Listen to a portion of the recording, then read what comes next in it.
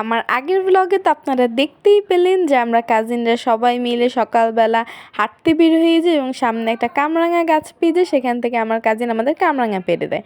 এখন আপনারা বলতে পারেন আপু এটা কি চুরি করেছেন, কারণ এর আগের ব্লগে আমি বলেছিলাম, বাট এটা চুরি আমি বলবো না, কারণ এর গাছটা হয়তো বা কারোরই না, সামনে একটা গাছ ছিল সেখান থেকে আমরা পেড়ে নিয়ে আসছি। তো হ্যালো এভরিওয়ান, কেমন আছেন আপনারা সবাই? আশা করি সবাই ভালো আছেন, সুস্থ আছেন। তো আজকের ব্লগটা থাকছে এই কামরাঙা নিয়ে। আমরা এই কামরাঙাটা কিভাবে খাই এবং কি করি সেটা আপনাদেরকে জানাবো। তো আমি তো কখনোই কামরাঙা পোড়া আচার খাইনি, সেখানে মামার বাড়ি গিয়ে ছোট ছোট কাজিনরা সেই রেসিপিটা আমাকে জানায়, তো সেটাই আপনাদের সাথে শেয়ার করবো। আর আপনারা কে কীরকম করে কামরাঙা পোড়া আচার খেয়েছেন সেটা কিন্তু অবশ্যই আমাকে কমেন্ট করে জানাবেন। তো ওরা ছোট ছোট বাচ্চারা ছিল, আমার কাজিনরা সবাই ছোট, তো ওরা প্রথমে চুলা জ্বালানো ছিল রান্নাঘরে, তো সেখানে প্রত্যেকটা কামরাঙা চূড়ার নিচে দিয়ে দেয় এবং সেগুলো পুড়ে যায়। এই যে দেখতে পাচ্ছেন এখন বের করছে, ও কিন্তু আমার একটা ছোট্ট একটা মাসি। তো এগুলো করছিল, কারণ আমি কখনো খাইনি, এটা আমার কোনো এক্সপিরিয়েন্সও নেই।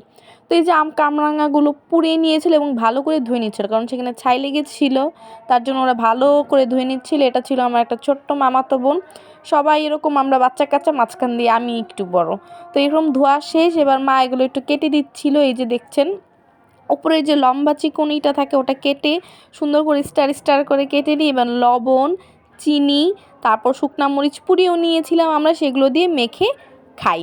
আমি তো ফার্স্টে প্রচুর পরিমাণে কনফিউজ ছিলাম যেটা কীরকম কী হবে, আমি তো কখনো খাইনি। আমার মুখের এক্সপ্রেশনটা দেখলেই আপনারা বুঝতে পারবেন, কারণ আমার কোনো এক্সপিরিয়েন্স ছিল না এটা খেতে কীরকম হবে। কিন্তু বাট যখন আমি এটা খাই, এটা কিন্তু খেতে প্রচুর মজা ছিল। তখন আমাদের মনে মনে আফসোস হচ্ছিল কেন আমরা আরও কামরাঙা পেড়ে আনলাম না।